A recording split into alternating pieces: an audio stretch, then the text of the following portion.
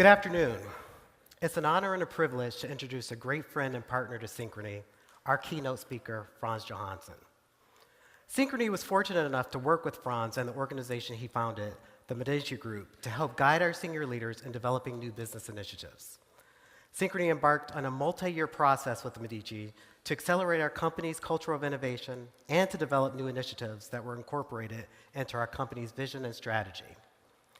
In the words of our CEO, Margaret King, the Medici program enabled our leaders to develop breakthrough growth opportunities and to transform the way we think about innovation. Through our work with Medici, we now embrace bold new ideas, we execute with speed, and we take more chances. It's this type of smart risk-taking that will sustain Synchrony's growth for years to come.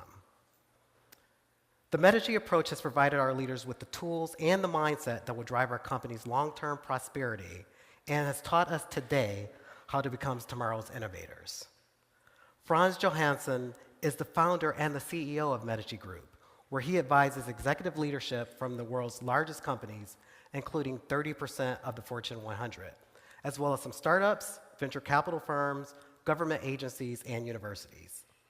He's also the author of 2 books, The Medici Effect and The Click Moment, and the host of a podcast centered around diversity as the key driver of innovation. So without further ado, please join me in welcoming Frans Johansson, our keynote speaker.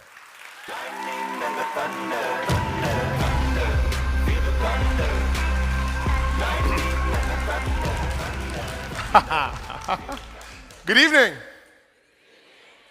I am honored to be closing out this amazing first day at this great place to work for All Summit. And I am going to talk about innovation, what it is that drives innovation. And by the way, the message is going to be clear. Diversity and inclusion drives innovation. If you haven't sort of gotten that after these 30 minutes, come visit us at booth 9 and I'll share some more around it. So that's the setup. And the first half of this is going to talk about why innovation is challenging, the other half why diversity and inclusion helps us solve those challenges. But before I do any of that, I thought I should take maybe 75 seconds, maybe 90, to tell a bit about myself, where I come from, why I'm even interested in this topic. Does that make sense to you? Yes? All right, then I'll do that. The answer to the question where I come from is my parents. So you need to know something about my parents. Ta-da. Is there a clicker? That's connected. Let me see. If I do this, it doesn't really work. Is there another clicker? Should I? Yeah, there is. Thank you. Yeah, that's good. Let's see first, though. Okay, so, my mother's black and Cherokee. My dad is Swedish, and they met in Germany, obviously. That's where people like that meet. But I was born and raised, and here they are, actually, along with their parents. But I was born and raised in Sweden, which is located here. Now, something about Sweden during the time I grew up in this country. Okay, Sweden consisted essentially of 2 groups of people. One group was blonde, blue-eyed, and quite reserved. And the other group was me, basically. I'm kidding. That was me and my sister. So here's one of my favorite hobbies, fishing. The other was writing. I went to college at Brown University. I studied environmental science for the following reasons. And when I did that, I saw something interesting. A lot of different scientific researchers at this campus. But I never really felt able to pull together the purpose of the research. And I wanted them to do that. So I created Science Magazine with that intent. It's celebrating its 24th anniversary this year. Then I started a healthcare company based on my aunt's research at Johns Hopkins. She was the first black female tenure professor at Johns Hopkins, actually. After that, I went to business school at Harvard, started a software company, which did great until it didn't. And, and then something happened. I started seeing that there's something missing. I started seeing that there was a pattern in life that I had spotted well, that was different. You see, when I grew up in Sweden, life wasn't necessarily always easy, growing up different. But what I started noticing at that point was that this difference could actually be positive. I'd seen patterns where if you're able to actually use this difference to, well, to create new ideas, you actually could be better off through this difference. And that made me come up with this idea of the intersection. That if you can step into the intersection of different cultures or different industries or different fields, you have a better chance of breaking new ground. I decided to write a book about this. I went to an island off the coast of Sweden, and then I moved to New York. And I was literally down to my last $2.45 where things started changing.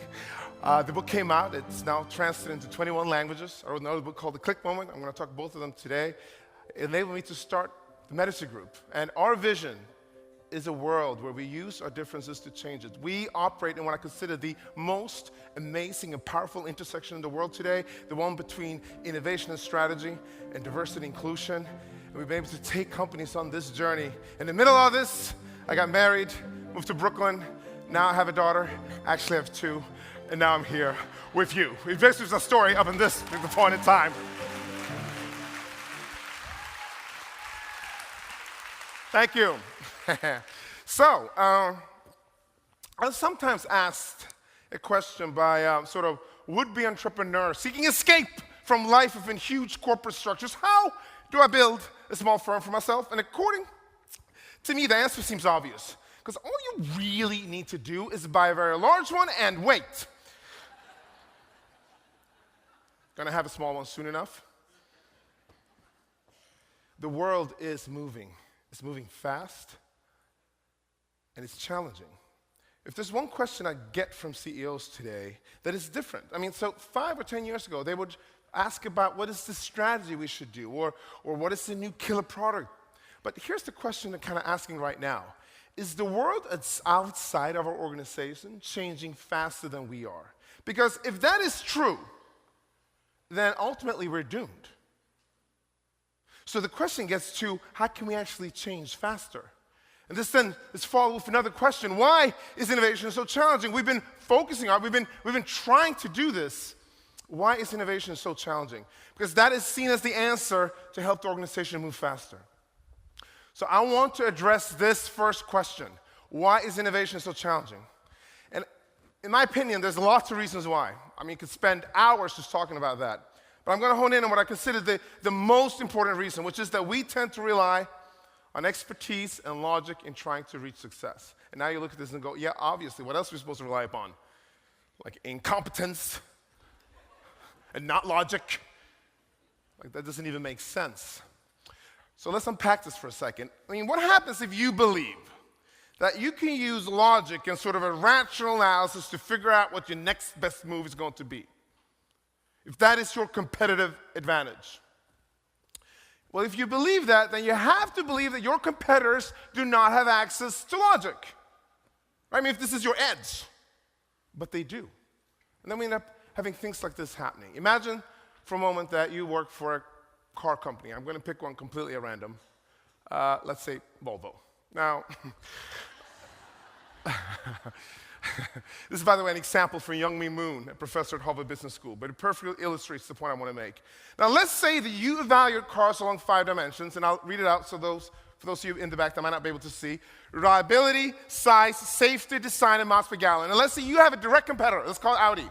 Now, along 3 of these dimensions, you're more or less the same, but along 2 of them, there are major differences. You are crushing it when it comes to safety, but not so much when it comes to design. At Audi, it's the reverse.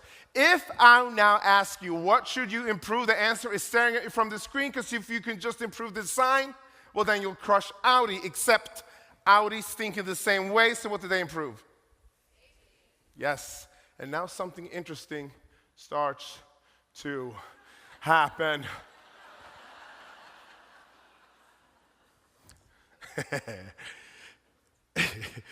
If you use logic to set yourself apart, it simply means you're going to end up in the same place everybody else is, because it's the logical place to be. Okay, well, what about expertise? I said something about expertise. We know for a fact that expertise is critical for our success. Many of you are sitting where you are, have been successful in your careers because of expertise, and we can see it all around us. So there's something to it. This is Serena Williams, one of the most formidable tennis players who's ever lived. And she's a perfect example of this, of sort of how important expertise is for success. She's an example of a rule that got popularized a couple of years ago called the 10,000-hour rule. I mean, how many of you here have heard of the 10,000-hour rule? Yes, it's a number of you. Basically what this rule says is something like this. If you want to become the best in the world at something, then you have to practice for 10,000 hours or more at that thing. And the reason that rule works is because 10,000 hours is a lot of hours, basically.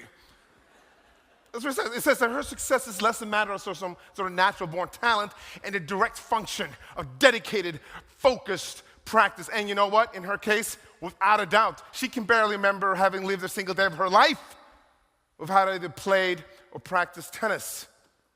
It's just amazing what she's been able to accomplish and still is accomplishing.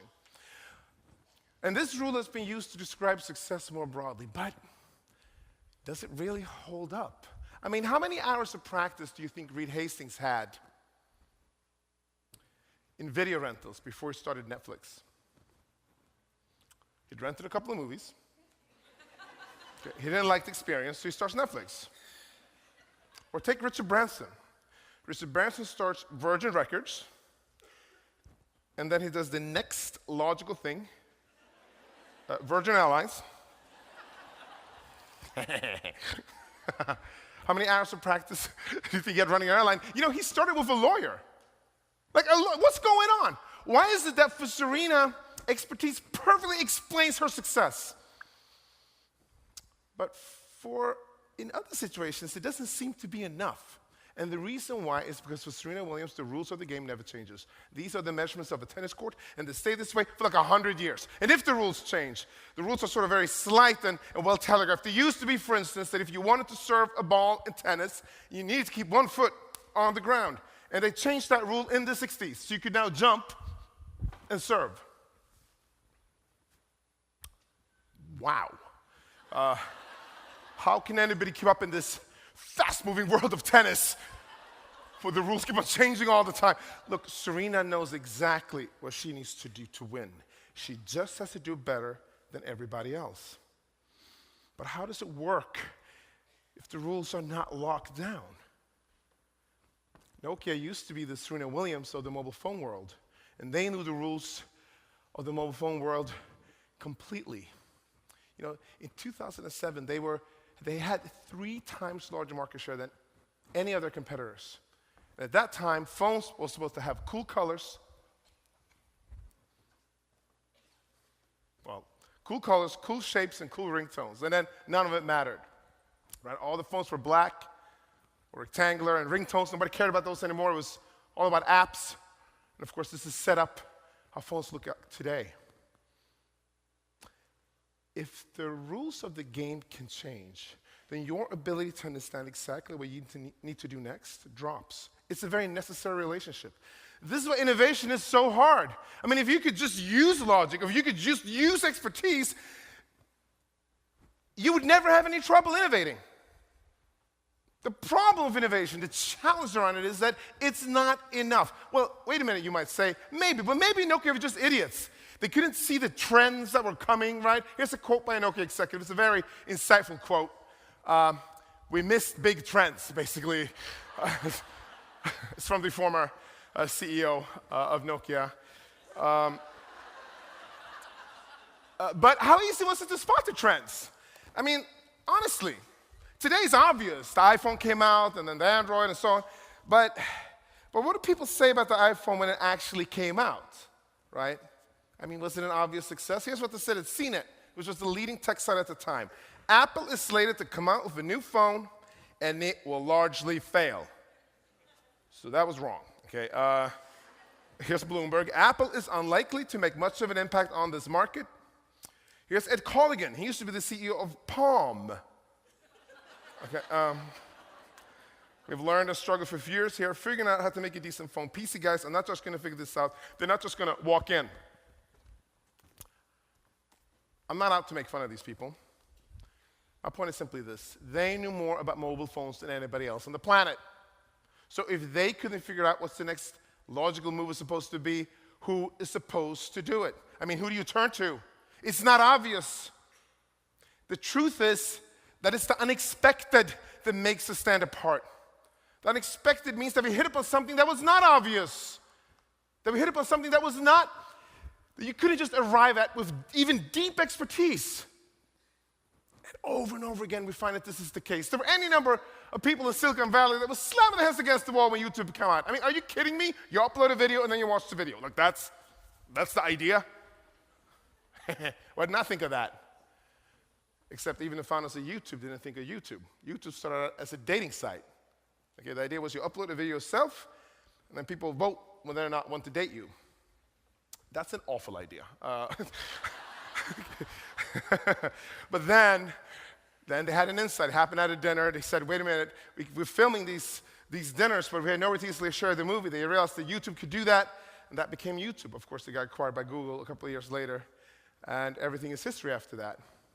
Now, if you're feeling uneasy about this might be the reason. Because if innovation is so unexpected, how do we ever set ourselves up for success? I mean, if we can't really use expertise as our guide, and if we can't use logic or rational analysis as our guide, what else is there? And this is what is the else. Diversity and inclusion drives innovation. This is the core of understanding how to create an innovative environment, how to create an innovative company, how to create an innovative team. So I want to unpack this piece. No matter how complicated your innovation model might be, and there's hundreds of them out there, they all have at least these three components. You have to come up with ideas, you have to select some ideas, you have to make those ideas happen. And that sort of goes in a circle, right? This is the most basic innovation model you can create. And at the center of it is diversity and inclusion. This is essentially Medici's innovation model, and it drives every single thing that we do with our clients, internally for ourselves. And what I want to do now is I want to show you why it is that diversity and inclusion drives innovation in this way. I'm going to walk you through this cycle. And first, I'm going to focus on diversity first, and I'm going to get to inclusion after that. So, are you ready? This will be on for the next 6 minutes or so. Are you ready? All right, let's go. So, when you talk about generating ideas, the key of it is to understand that diverse teams come up with better ideas. Now, we've seen this play out all over the world. We worked with over 4,000 teams at this point all over the world. Same story over and over again. The more diverse the team is, the better shot they have at coming up with better ideas. Let me give you an example of this plays out. So we have a team, a hospital in Cambridge. They have a challenge. They're trying to take a patient from the surgical unit to the intensive care unit, but you have two hospital teams now solving for this patient, which means you can have confusion, lack of collaboration, and that means you have errors, that means you have flaws, that means that some of those flaws are fatal. So now the hospital is trying to solve this problem. What is the obvious thing for them to do? It is to actually look at how other hospitals solve this problem. What are best practices? But they didn't.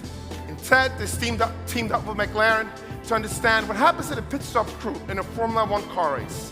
And when they looked at it that way, they realized that there are connections that we can make. If we can borrow concepts, then we can improve what we're doing in the hospital. And hence, we can drop our error rate. And these type of intersections are core to understanding why innovation is so powerful. If what you're combining is closely related or obvious, the likelihood of this idea being innovative drops. Now, this is actually what I call the Medici Effect. The Medici family sponsored creative people, Leonardo da Vinci, Michelangelo, architects, sculptors, philosophers from all over Europe, even as far as from China. They brought them to Florence, and were able through that to unleash an explosion of absolutely amazing ideas. What I sort of call one of the most creative eras here of history of the Renaissance. And the question is, how can you create this type of renaissance in your own company? Now, you create these ideas, but then you have to select them. Again, diverse teams select better ideas. Now, we've seen this over and over again, empirically, through the client work that we've done. But it's nice when occasionally something happens, which means that you can actually measure it. And there's a company here in Silicon Valley called Cloverpop. What they do is this is decision-making software. They take teams and they enable them to sort of make decisions better. But this software goes back to a team after 2 weeks or after 4 weeks and asks the team, did you make the right decision? And here's what they found. Because there's a certain profile of those teams that are better at making better decisions. Turns out that all male teams make better decisions about 58% of the time. But if this team had gender diversity, it became 73% of the time. If they had age and gender diversity, 80% of the time. If they had age, gender, and geographic diversity, 87% of the time. And what we know is that the more dimensions of diversity you can add on, the better shot it is of actually selecting a better idea. Which brings me to executing ideas. Diverse teams execute faster, and they use fewer resources to do it. And this is counterintuitive because we often believe that homogeneous teams execute faster, which is true if the idea isn't innovative. But if the idea is innovative, you're looking at something else. You're looking at being able to leverage a whole company's resources on a tight budget, somebody's internal network, the IOUs they have, favors they own people inside of an enterprise. That is what drives action. And if that network that you have is diverse, your surface area inside of the company explodes. And we've been able to see that as well. At Disney World, we worked with them for over a year for one of the parks to help them better break down the silos between the different teams. And they were able to move the time it takes to go from an idea to execution from 40 weeks to 6 weeks. And this basically creates the innovation cycle. And this is why diversity and inclusion drives innovation. And understanding that becomes core to understanding why all of this work makes sense. Now, this is a problem for us, though, because the power of diversity challenges our notion of expertise and experience. How many of you have been in a conversation that goes something like this? Diversity is great, totally. But,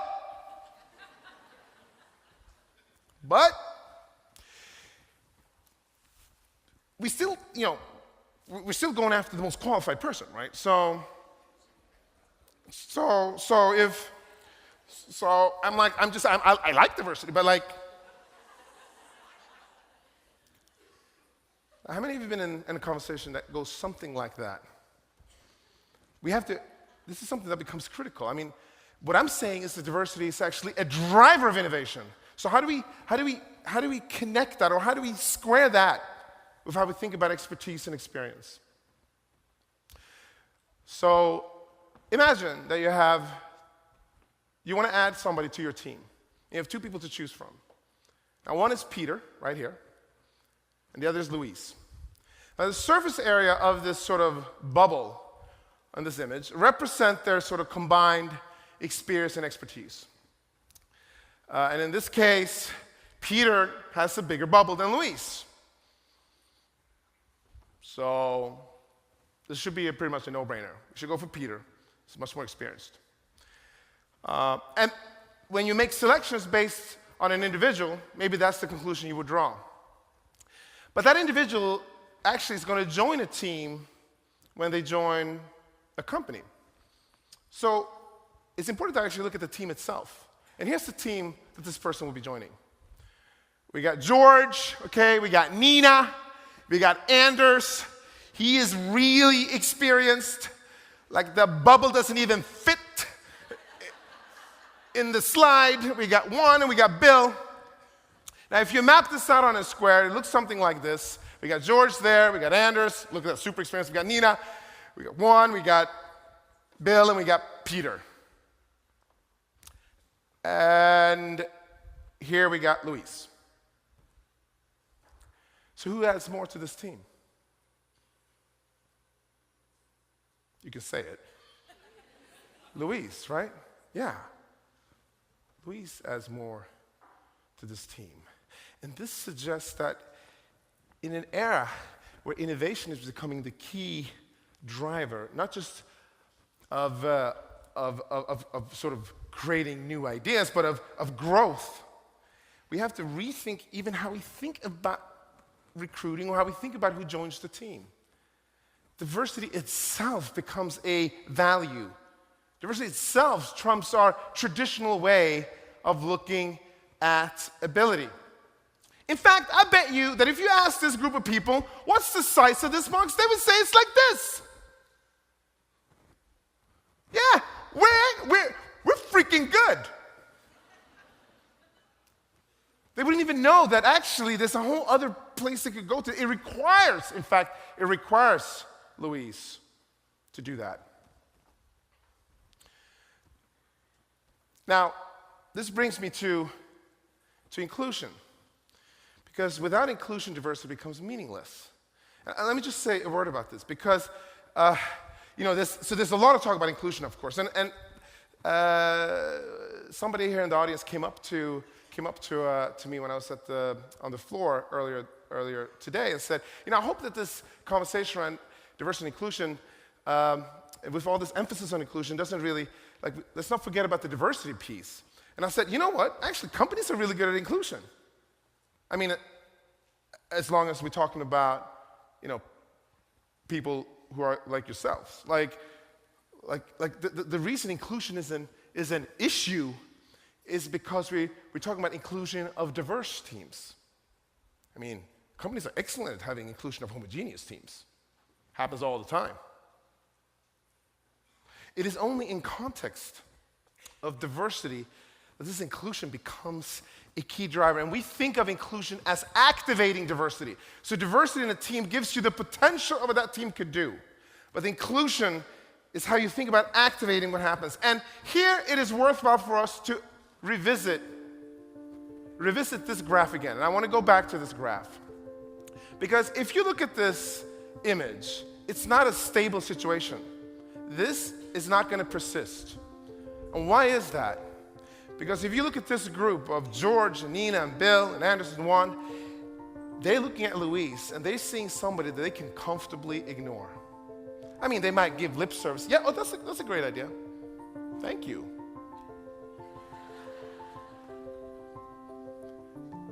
But Louise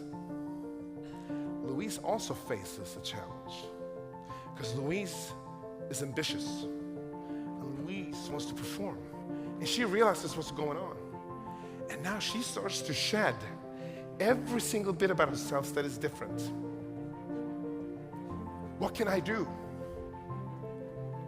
to become part of this? And every single piece that she could bring to the team becomes either suppressed or she leaves outside of work. And the recognition of this means that we're trying to solve it. And there are solutions, right? So for instance, this group here to the left, maybe there's a way they can change their behavior towards Louise. Or maybe Louise herself can be coached in behaving differently. And those things matter. But there's one method, there's one approach that is more powerful than all of those. And it is this. By adding one other person on this team, that is different. And maybe not even different in the same way that Louise is different.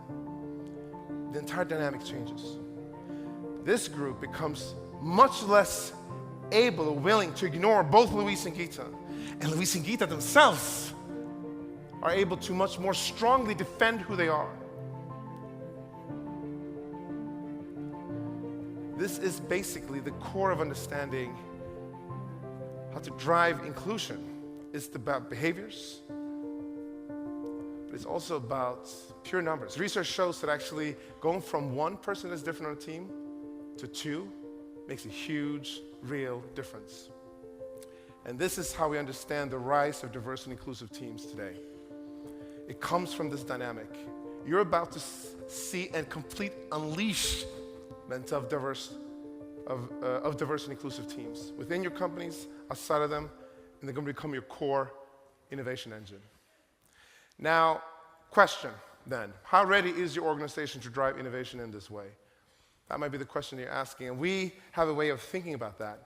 We essentially look at a 5-point scale when we're looking at an organization, and we say, where are you on what we call a diversity leadership index? Now, the first level of that index is irrelevant, and there are companies still that are in that. None of them are here, but trust me, they're out there.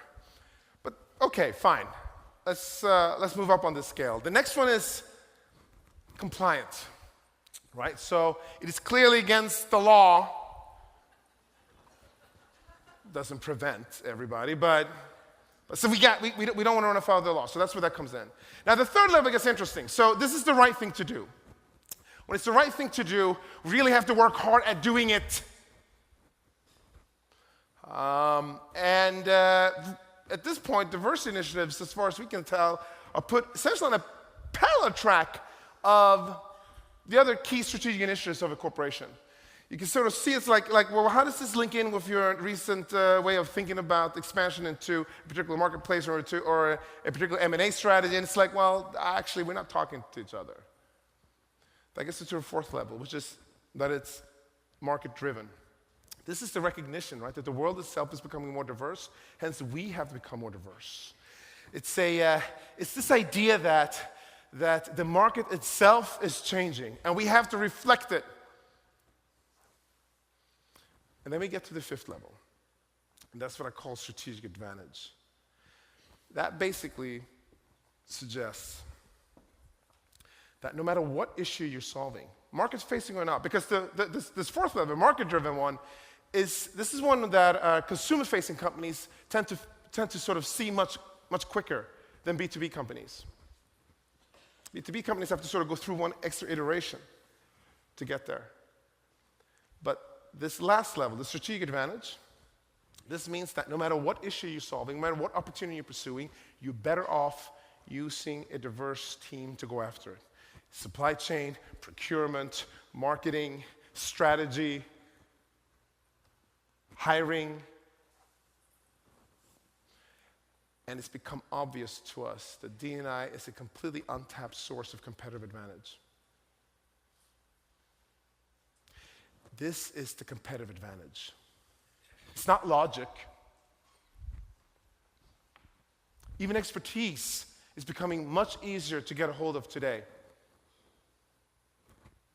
But those organizations that are able to figure this out are in a different place. We worked with ESPN, the digital and print unit, to actually help them think through this. They have their own challenges around diversity, but particularly for the digital unit, we sort of created an engagement. It's called Diversity Drives Innovation.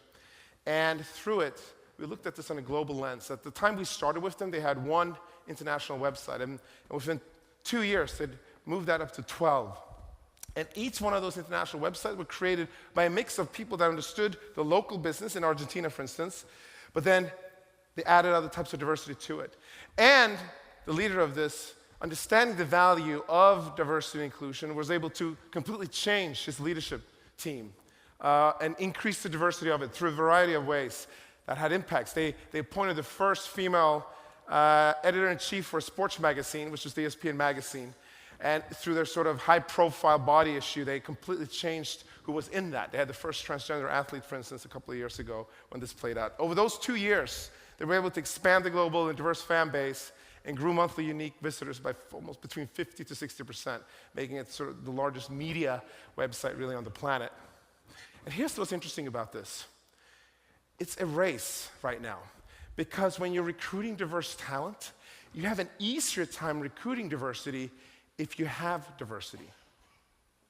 Which means that if you're behind in this game, you better start moving. Because I have options, and people have options, and they're more likely to go to environments that are really, well, seemingly more welcome than others. Which sets up my final point here. These intersections are powerful for change. They drive change. They drive innovation. And the truth is that the future lies at the intersection. So I would suggest you find your way there. This is a picture of my parents on their wedding day. And they explore this intersection. My mom would always say that life is an adventure here. Life is exciting here. And this is what I believe. I believe that at these intersections, this is when we can break new ground, it becomes exciting. This is Hida Sinetti, traditional Muslim woman that moved to Australia, this is Sydney, Bondi Beach, right outside of Sydney, and she saw that if I can connect that culture with my culture, maybe I can change the world. This is the burkini, a high-performance materials burqa, right, that spread around the world. The company grew by leaps and bounds, and last year, Nike basically released their hijab line. Companies that think this way change how they think about the market, change how they think about their products. They're able to see opportunities that others perhaps can't. Chika Asakawa, a driver of helping IBM create navigation for the internet. And she's visually impaired. She can't see. Or combining the idea of origami with a space rocket and understanding that when you do that, you can create satellites that have tightly packed solar panels. And through those solar panels, we can go and pursue the stars. Now, the fact is that it's not just about technology. It is about people. It's about a great idea. It's about the team that comes up with this idea. It's about a great team. It's about a great company. It's about a great place. It's about a great place to work. It's about a great place to live. Thank you very much.